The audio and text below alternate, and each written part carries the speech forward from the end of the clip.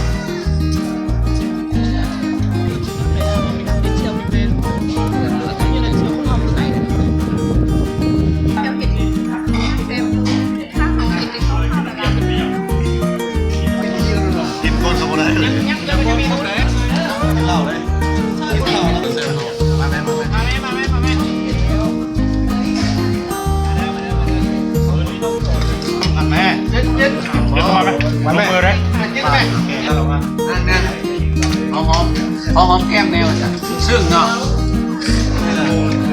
แมวจ้ะแล้วสิขอหอมแก้มเขาแต่ว่าจ้ะบ้านเลยฟังอยู่บ่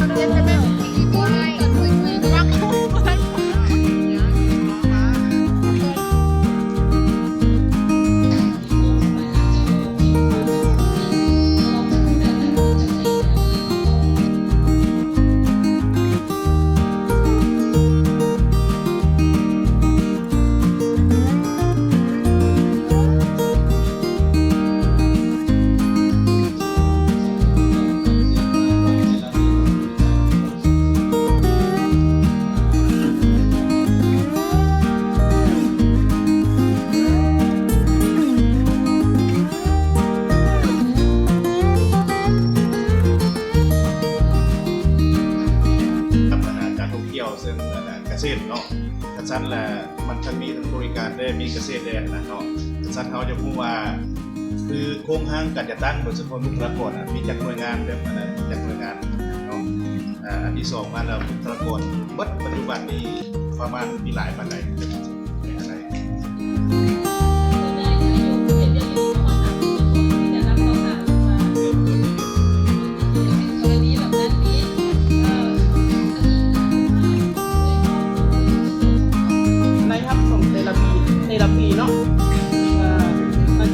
เพจท่องเที่ยวในละปีมาตะเวนนี้เท่าไหร่แต่ทางเขาต้องเก็บภาษีให้รัฐบ่ เ